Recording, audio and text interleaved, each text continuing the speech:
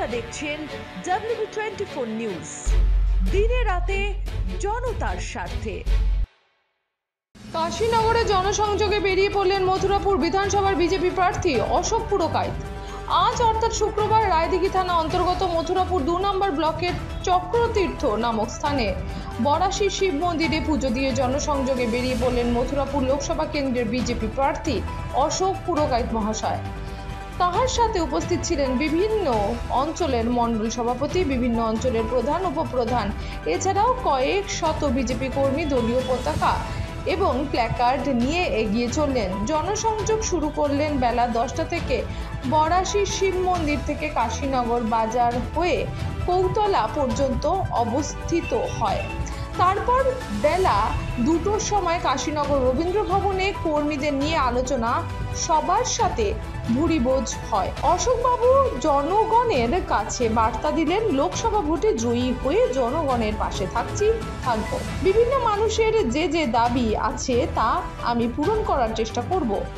আজ তাহার জনজোয়ার দেখে এলাকার মানুষজন স্তম্ভিত হয়ে পড়েন। কাশীনগরের পুরুষ মহিলারা বিজেপি প্রার্থীকে ফুল পুষ্প বৃষ্টির দ্বারা অভ্যর্থনা করেন। তিনি করজোড়ে মানুষের কাছে প্রার্থনা করলেন, আপনারা শুধু একবার আমাকে চিনুন, দেখুন। মথুরাপুর বিধানসভার বিজেপি প্রার্থী শিক্ষক অশোক পুরকাইত মহাশয় জনজোয়ার এগিয়ে চললেন।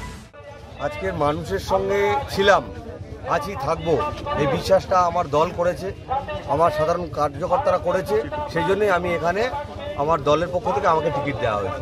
সুতরাং এখানে থাকবো সেই বিশ্বাস আমারও আছে এবং আমার কার্যকর্তা দলেরও আছে। কেন্দ্রের সাফল্য আর রাজ্যের দুর্নীতি, আপনার নির্বাচনে ইস্যু কি হবে? এই দুটোই মূলত। প্রথম কথা, মাননীয় নরেন্দ্র মোদীজির উন্নয়নকে পৌঁছে দেওয়া মথুরাপুরবাসীর কাছে, যেটা বিগত 15 বছর ধরে তৃণমূলের যিনি এখানে সাংসদ ছিলেন তাকে এলাকার মানুষ দেখতে তো পায়নি।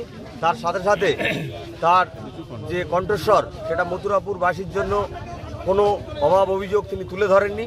সেটাই আমাদের টার্গেট, যে আমরা মথুরাপুরের প্রত্যন্ত অঞ্চল, বিশেষ করে আমাদের এখানের মধ্যে যে লোকসভা কেন্দ্রের মধ্যে সুন্দরবনের যে একটা বৃহৎ অংশ রয়েছে, সাগর, পাথর, কাকদ্বীপ, নামখানা, গঙ্গাসাগরের যে বিস্তীর্ণ অঞ্চল, সেখানকার যে প্রাত্যহিক সমস্যা, নদী বাঁধের ভাঙন থেকে শুরু করে যোগাযোগ ব্যবস্থার অভাব এবং দুর্নীতির কারণে এখানে প্রকৃত যারা শিক্ষিত বেকার, যারা চাকরি পাচ্ছে না, পরিযায়ী শ্রমিক হিসাবে অন্য জায়গায় কাজ করতে যাচ্ছে, এবং এখানকার মানুষের অভাব অভিযোগ সমস্ত কিছু তুলে ধরাই আমাদের লক্ষ্য।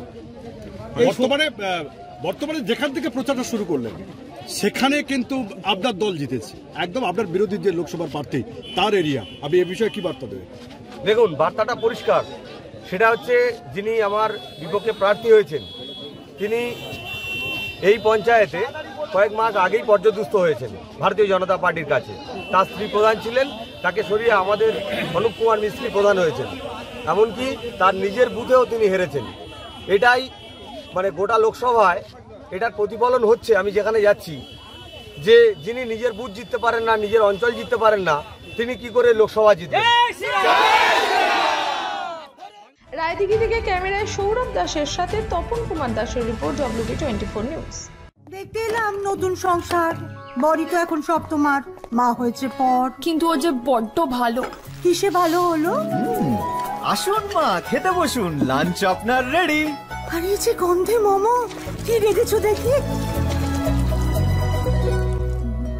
তো স্পেশাল চিকেন কারি, অসাধারণ স্বাদ।